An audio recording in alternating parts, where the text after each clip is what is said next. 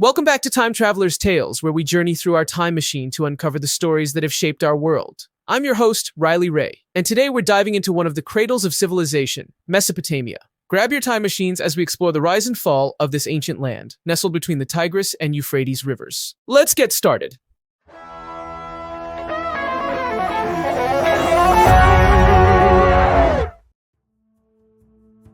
Mesopotamia, which means between the rivers in Greek, is located in what is now modern-day Iraq and parts of Syria, Turkey, and Iran. The fertile land between the Tigris and Euphrates rivers provided ideal conditions for agriculture. This region is often called the cradle of civilization, because it was here that some of the first complex societies began to develop around 3500 BCE.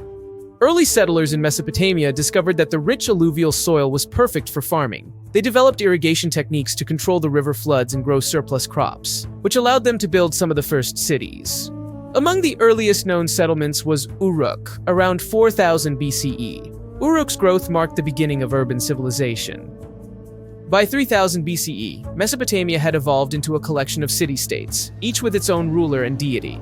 These city-states included Ur, Lagash, and Eridu. Each city-state was like a small, independent kingdom, with its own government and economy. They engaged in frequent conflicts and alliances with one another. The Sumerians were one of the most influential peoples in early Mesopotamian history. They are credited with creating one of the earliest writing systems, cuneiform, around 3400 BCE. This writing system was initially used for record-keeping, but later evolved to include literature and legal documents. In the 24th century BCE, a major shift occurred with the rise of the Akkadian Empire under Sargon of Akkad.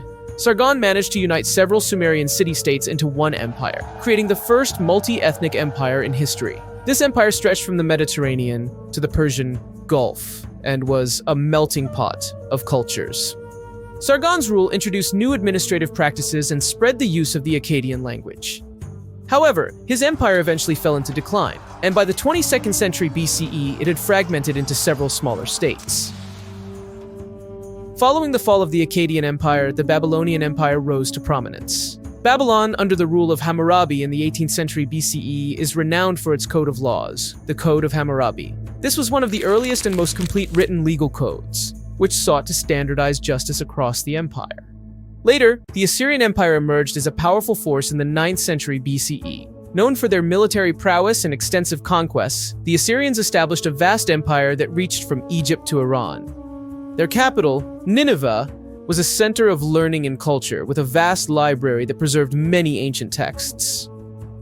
In the 7th century BCE, the Neo-Babylonian Empire, also known as the Chaldean Empire, rose to power. The most famous ruler of this period was Nebuchadnezzar II, known for his impressive construction projects, including the Hanging Gardens of Babylon, one of the 7 wonders of the ancient world.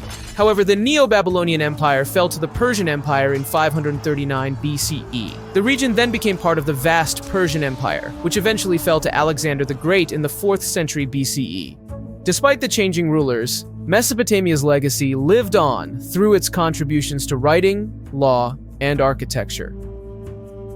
Mesopotamia's influence on human history is immense. From the development of writing systems and legal codes to advancements in astronomy and mathematics, the innovations of Mesopotamian civilizations laid the groundwork for many aspects of modern society. The stories of their gods, heroes, and everyday lives continue to captivate us today. As we close our journey through ancient Mesopotamia, we see a civilization whose achievements shaped the course of human history.